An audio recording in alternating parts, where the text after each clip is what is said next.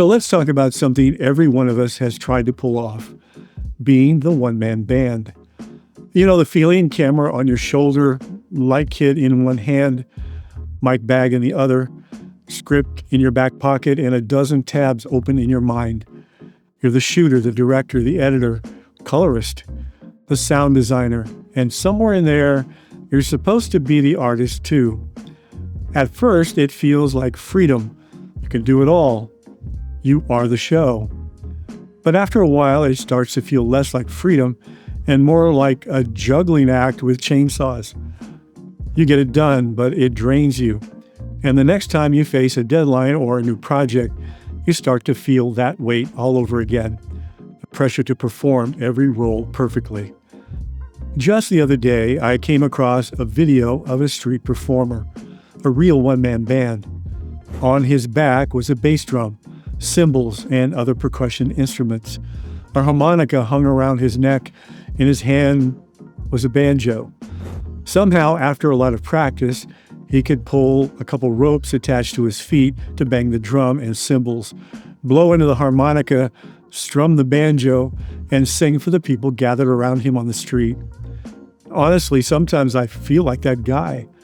Because in this age where it's easier than ever to be a creative one-man band, shoot on your phone, edit on your laptop, post on social media, the question is, should you? Now, we've all got AI tools that promise to do it all for us. Just drop in your clip, it edits your story, adds music, color, captions automatically. No effort, no sweat, no collaboration. Sounds great, right? But here's the thing. That one-man band was a novelty act designed to make people smile, snap a picture, and drop a few dollars in his hat. It wasn't about the music, it was about the spectacle. If we're not careful, our creative work can start to feel the same way. Carrying all those instruments is heavy, and so is trying to do it all yourself, even if AI is doing half of it for you. Because creativity without connection might sound impressive, but it rarely moves anyone. When I first started producing, I tried to play as many instruments as I could. Shoot, light, direct, edit, color, mix. If there was a part to play, I played it. Partly because I wanted to learn, but mostly because I wanted to keep as much of the budget in my pocket as I could. Do it myself versus hire somebody to do it. That was my mindset. But man, that became exhausting. And as technology got more and more advanced, I realized I needed to bring in people who understood it. Kind of like an old school mechanic who's been working on cars for decades. He knows engines, timing, torque. But now cars are filled with computers, sensors, diagnostics. He can't fix everything by feel anymore, so he hires younger mechanics who understand the new tech, because they can see what he can't. He hasn't lost his skill, it's just that the world around him evolved. And the same thing happens to us as creatives. The tools change, the expectations shift.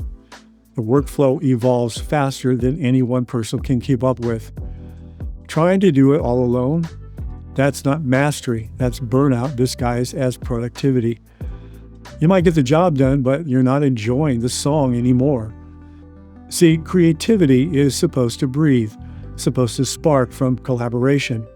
Those little moments when another creative says, "Hey, what if we tried this?" Or, "Did you notice that shadow?" When you're doing it all yourself, you stop hearing those voices. Not the critical ones, the creative ones. The ones that make your ideas better. Being a one-man band isn't just about workload, it's about isolation. You can't shoot while you're directing yourself. You can't write while you're performing. You can't edit while you're thinking about the next gig. Something suffers. Usually it's the joy. So maybe the goal isn't to be the one-man band. Maybe it's to be the band leader. The one who sets the tone, finds the groove, brings the right players. The cinematographer who makes your lighting sing. The editor who feels the rhythm of your cuts. The colorist who paints with emotion. When you collaborate, the work stops being heavy and starts being harmonious. You stop managing parts and you start creating music. Here's your challenge this week. Find one small way to collaborate. Could be as simple as sending your rough cut to another creative for feedback. Maybe asking a friend to color grade one scene, or inviting someone to brainstorm a thumbnail or even a tagline. Don't wait for the perfect team. Start with the one person who can help you see your story differently. Because every creative duet you start today teaches you how to lead tomorrow's symphony. And if you're ready to go beyond being a one-man band and start creating your own symphony, my book, You Really Gotta See This, can help.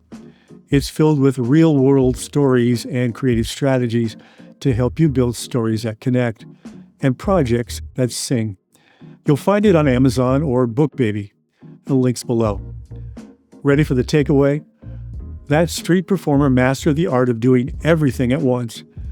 The people stopped to watch because it was impressive, but at the end of the day, it was still a novelty act. A performance meant to make people smile and drop a few bucks in the hat.